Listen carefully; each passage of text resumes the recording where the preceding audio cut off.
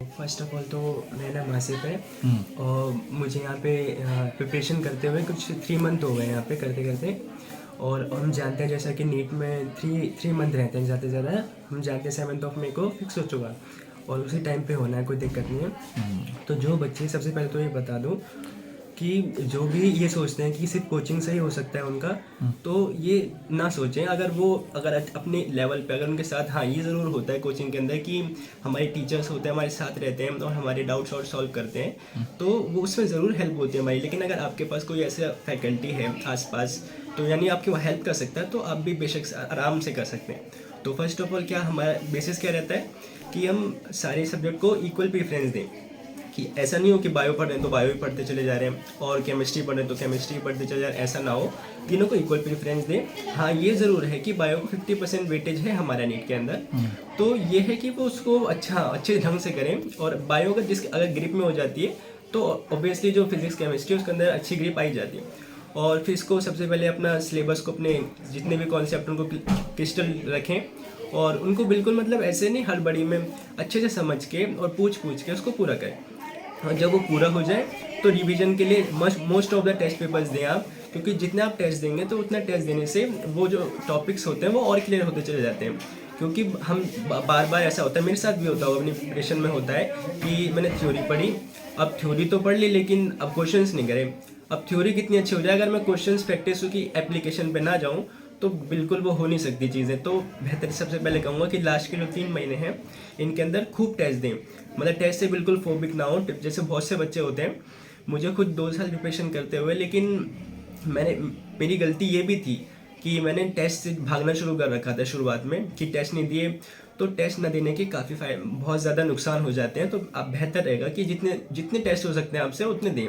कोई test series join कर लें जो आपको उसके सॉल्यूशन प्रोवाइड कर दें, तो आपके लिए बहुत बेहतर रहेगा। तो ये ओखला के अंदर हिंद गुरु अकेडमी से प्रिपेयर कर रहा हूँ। तो यहाँ के सारे टीचर्स के मतलब ये रहता है कि पहले तो वो अपनी क्लासेस लेते हैं, अच्छे से लेक्चर्स होते हैं, लेक्चर्स को जो टॉपिक्स हैं वो क्लियर करते हैं। फिर उसके बाद जो वीकली टेस्ट होते हैं, वीकली टेस्ट वगैरह फोर्टनाइटली टेस्ट होते हैं, तो उनके टेस्ट होते हैं। और जैसे ही टेस्ट होते हैं उनके बाद वो पूरी एक क्लास इसी में देते हैं कि जो बच्चे किस चीज़ में पीछे रह रहे हैं उसको कैसे बढ़ा सकें। मतलब अगर किसी के फिजिक्स में कम आ रहे हैं तो इवैल्यूएशन किया जाता है हर बच्चे का कि किस तरीके से इस पर काम किया जाए। और अकेले में बैठ के काउंसलिंग करने के लिए बहुत से हमारे पास अवेलेबल होते हैं, तो उनसे बात कर सकते हैं आप फ्रीली। तो इस तरीके से आप अपना प्रोग्रेस कर सकते हैं। चाहिए। तो इसमें सबसे पहले तो कुछ हमारी क्लासेस हैं कि टाइम इतना नहीं हो पाता, तो सुबह हमारी कुछ एक्स्ट्रा क्लासेस लगा देते हैं टीचर्स, करीब 8 o'clock पे कभी कभी बुला लेते हैं। तो उस 8 o'clock में एक्स्ट्रा क्लास में आके तो कुछ टॉपिक्स पे ग्रिप करने के लिए उन पे मेहनत की जाती है। और फिर क्या नाम है, अलग से शीट वगैरह दी जाती हैं कि अच्छे से उनको सॉल्व करें। और फिर मेरी तरफ से ये रहता है कि जितनी शीट्स मुझे मिल रही हैं आप यहाँ पर या जो भी हैं, तो वो सारे कंटेंट में उसको अच्छे से करूँ।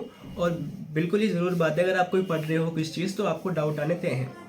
तो डाउट आते तो सीधा हम किसके पास, टीचर के पास जाते हैं, वो हमारे साथ डिस्कस करते हैं, सारी चीज़ में हेल्प करते हैं। और मतलब यूँ नहीं कि अगर इरिटेट कुछ हो जाते हैं, ऐसा कुछ नहीं है। टीचर्स हैं हमारे, अगर कुछ डांट भी देते हो कोई दिक्कत नहीं, थोड़ा बहुत डांटते हैं लेकिन बता देते हैं। तो कभी टीचर से जाने से कभी पहली बात तो टकराना नहीं चाहिए कभी। तो आराम से जाएं, उनसे अपने डाउट करी को पूरा करें और जब वो क्लियर हो जाए तो फिर टेस्ट होता ही है, टेस्ट के अंदर अच्छे से उसमें परफॉर्म करें और अच्छा हो जाता है।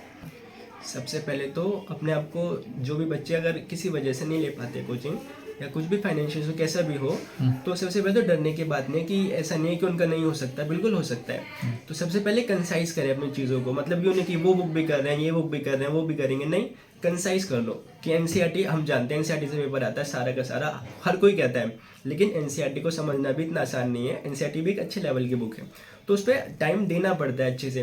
तो अगर आप उस तीनों बुक्स पे, फिजिक्स केमिस्ट्री बायो, इनकी जो एनसीईआरटी है उन पे अच्छे से ग्रिप कर लेते हैं, और एक एनसीईआरटी एग्जाम्पलर नाम से भी आती है, अगर उसको भी अच्छे से कर लें तो बिल्कुल आप अच्छा परफॉर्म कर सकते हैं।